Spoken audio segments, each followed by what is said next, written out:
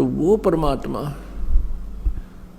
वो स्वयं इस ज्ञान को और पाप नाश करने वाले मंत्र, इस समाधान को स्वयं ही लेकर आते हैं। किसी भी सदग्रंथ के अंदर सोहम मंत्र नहीं है। परमेश्वर ने कहा कि सोहम शब्द हम जग में लाए और सार शब्द हमने गुप्त छिपाए। केवल एक ओम नाम है। सभी पवित्र सदग्रंथ, सभी पवित्र सदग्रंथों, मान्य सदग्रंथों में, जैसे पवित्र चारों वेद, पवित्र श्रीमद् भगवत गीता, इनमें केवल एक ओम नाम है। उसके अतिरिक्त कोई भी मंत्र जाप करने का नहीं है, मोक्ष का सहयोगी आधार नहीं है। और ये हमने सैकड़ों प्रकार के मंत्र बना रखे। हरे राम राम राम हरे राम, कृष्ण कृष्ण राधे राधे, श्याम मिला दे, ओम नमः भगवते वासुदेव नमः, ओम नमः शिवाय। ये और भी ना जाने कितने अकाल मूर्त सब सुर राम, अकाल पुरुष सतपुरुष, ज्योति निरंजन, अरंकार, ओंकार, ये अपने आप सट्टे मार रखे। ये कोई मंत्र नहीं है, इनसे कोई लाभ प्राणी को नहीं होगा। आज सुन लो और 10 साल बाद आपकी जब आंखें खुलेंगी, जब आपको और पछताना पड़ेगा कि सचमुच हम गलत साधना कर रहे थे। दास का उद्देश्य किसी को भावनाओं को ठेस पहुंचाना नहीं है, लेकिन कुएं में गिर रहे हो आप, उससे बचाना मेरा उद्देश्य है कि वहां से तुम हटो, इस रास्ता को चेंज करो, सतभक्ति करो, फिर आंखों देखो सदग्रंथों में क्या लिखा है।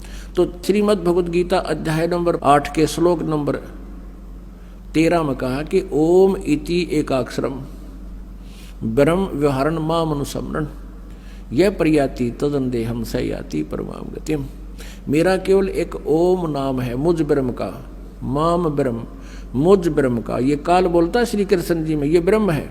मेरा एक ओम मंत्र है, नथिंग एल्स। मेरे जाप का और कोई मंत्र नहीं है, और मोक्ष सहयोगी यही मंत्र है। और जो अंतिम श्वास तक यानी शरीर छोड़ते समय तक इसका जाप करता हुआ जाता है, वो ओम नाम से मिलने वाली जो गति है उस गति को प्राप्त करता है। लेकिन गीता ज्ञानदाता स्वयं कहता है कि मेरे वाली गति अनूतम है। 7वें अध्याय के 18वें श्लोक में श्रीमद् भगवत गीता में। इसलिए उसने कहा अर्जुन तू सर्वभाव से 18वें अध्याय के 62वें श्लोक में, 15वें अध्याय के 1 से लेकर 4 श्लोक में, कि तू सर्वभाव से उस परमेश्वर की शरण में जा, उसकी कृपा से तू परम शांति और सनातन परम धाम यानी सतलोक को प्राप्त होगा, जहां जाने के बाद फिर लौटकर कभी संसार में नहीं आते। तो यहां जो अपना मंत्र उसने ओम बताया कि, लेकिन ये पूर्ण रूप मोक्ष मार्ग नहीं है, ये अनुतम गति होती है। जन्म मृत्यु जब तक जीव की है ये अनुतम है, उत्तम नहीं है। फिर 17वें अध्याय के 23वें श्लोक में कहा है कि ओम तत्सत इति निर्देश है ब्रह्मण त्रिविध समर्था है। उस सच्चिदानंद घन ब्रह्म का ओम तत्सत ये 3 मंत्र का जाप का निर्देश है, और इसकी 3 प्रकार से सिमरन की विधि है, त्रिविधा। अपनात्माओं गीता ज्ञान दाता ने अपना ओम नाम तो डिक्लेयर कर रखा, कति सार्वजनिक रखा है, और तत् और सत ये सांकेतिक है। गीता जी अध्याय नंबर 15 के श्लोक नंबर 16-17 में 3 प्रभु हैं, 3 पुरुष हैं, एक सरपुरुष एक अक्षर पुरुष। और 15वें अध्याय के 16वें श्लोक में सरपुरुष और अक्षर पुरुष। 17वें में कहा कि उत्तम पुरुष तो अन्य परमात्मा इति उदारते है। वो श्रेष्ठ प्रभुता इन दोनों से, सरपुरुष और अक्षर पुरुष से भी कोई और है, और वही तीनों लोगों में प्रवेश करके सबका धारण पोषण करता है, वो अविनाशी परमात्मा है। गीता जी अध्याय नंबर 8 के श्लोक नंबर 1 में अर्जुन ने पूछा कि अर्जुन किम तत्ब्रह्म। अर्जुन ने कहा कि प्रभु आपने गीता जी अध्याय नंबर 7 के श्लोक नंबर 29 में जो बताया है कि उस तत्ब्रह्म को जो जानता है और सारे अध्यात्म ज्ञान से परिचित है और जो सभी कर्मों से परिचित है, जैसा मैंने ज्ञान बताया है 4 अध्याय के 34वें श्लोक में कि तत्वदर्शी संतों से वो तत्व ज्ञान प्राप्त करो, जिसके विषय में 4 अध्याय के 32वें श्लोक में कहा है कि ब्रह्मण्य मुखे यानी सच्चिदानंद घन ब्रह्म की वाणी में बहुत विस्तार के साथ अनुष्ठानों की जानकारी दे रखी है। उस ज्ञान को तू तत्वदर्शी संतों के पास जाकर समझ, कहते मेरे इस ज्ञान को जो आश्रय ले लेता है और फिर वो तत्ब्रह्म से, वो फिर जन्म और मरण से छूटने का ही प्रयत्न करता है, जरा और मरण से छूटने का प्रयत्न करता है। वृद्ध अवस्था और मृत्यु, इस जीव के ऊपर सबसे बड़ा दुख है वृद्ध अवस्था, बुढ़ापा और फिर मौत। ये दोनों नागवारा हैं और ये दोनों आवश्यक है होगी यहाँ पर, और ये सतलोक में नहीं होते थे, इसलिए हम नहीं चाहते इन दोनों को, लेकिन ये यहाँ तो होंगी ही होंगी। ये तो केवल सत्यलोक सनातन परम धाम में ये रोग कटेगा, और उस रोग को काटने के लिए औषधि जानकारी आपको प्रॉपरली परमात्मा ने आकर दी, कबीर साहब ने। वो दिन है जो आज हम वो मना रहे हैं, उसके उपलक्ष्य में आज ये समागम 5 दिन का प्रारंभ हुआ, 11 से 15 जून 2011। तो वो परमात्मा ने स्वयं आकर बताई। तो यहाँ गीता ज्ञान दाता ने जो बताया कि उस तत्ब्रह्म को जो जानता है उसको फिर वो तत्वदर्शी संत से सारे अध्यात्म ज्ञान से परिचित हो जाता है, फिर वो केवल जरा और मरण से ही छुटकारा पाने का प्रयत्न करता, नथिंग एल्स। यहाँ की कोई डिमांड नहीं करता। तो 8वें अध्याय के प्रथम मंत्र में अर्जुन ने पूछा फिर किम तत्ब्रह्म, वो आपसे अलग कोई और परमात्मा, ब्रह्म माने प्रभु, लेकिन यहाँ ये ब्रह्म ही प्रभुमान पक रहा है, इसलिए इसको ब्रह्म कहने लगे, इसलिए परब्रह्म और परम अक्षर ब्रह्म कहना शुरू किया इसको। तो इसको सरब्रह्म कहा जाता है, सरब्रह्म सरपुरुष। और नेक्स्ट जो प्रभु है इससे बड़ा स्वामी है परब्रह्म, जिसको अक्षर पुरुष का है 15वें अध्याय के 16वें श्लोक में सरपुरुष और अक्षर पुरुष 2 बताए। तो ये गीता ज्ञान दाता कहता है वो परम अक्षर ब्रह्म है। वो 15वें अध्याय के 17वें श्लोक में कहा कि उत्तम पुरुष है तो अन्य, वो श्रेष्ठ परमात्मा तो कोई और है, और वही तीनों लोकों में सबका धारण पोषण करता है, सबका मालिक है, सबके दुख का निवारण वही करता है, सबको लाभ वही देता है। गीता जी के 15वें अध्याय में उल्टे लटके हुए संसार रूपी वृक्ष का विवरण है 1 से लेकर 4 तक, फिर उसी को आगे डिटेल दिया है कोड वर्डों में।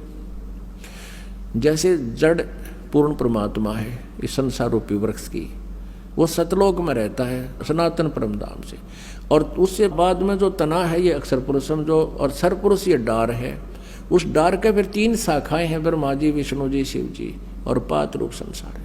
तो उस पौधे को, पेड़ को खुराक कहाँ से मिलती है, आहार कहाँ से मिलता है, वो जड़ से। तो तीनों लोकों में प्रवेश करके वो पूर्ण परमात्मा ही सबका धारण पोषण करता है।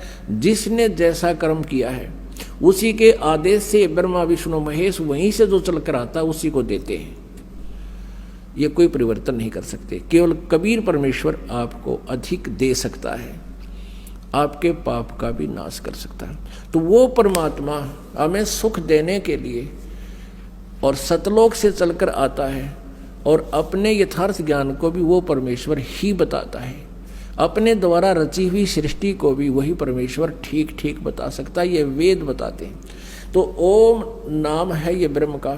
17वें अध्याय के 23वें श्लोक में ओम तत्सत जो कहा है, ये ओम तो ब्रह्म का, सरपुरुष का।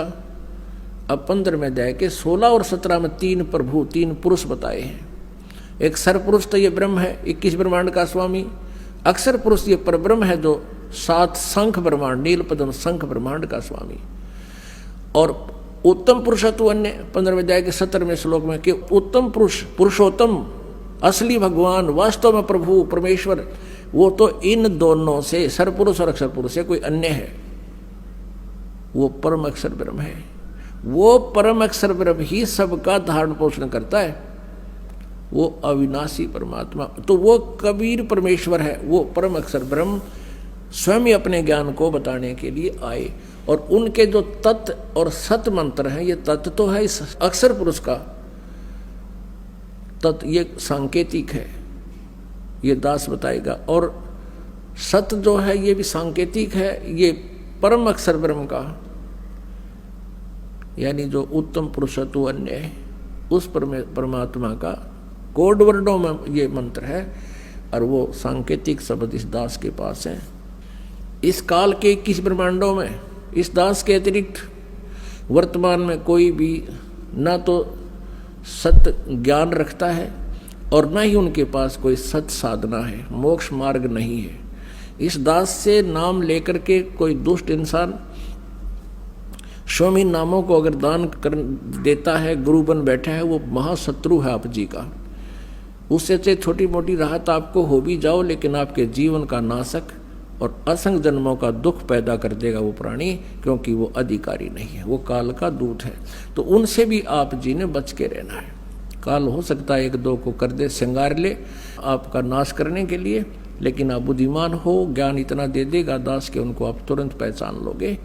काल के दूतों के धोखे में आप आओगे नहीं।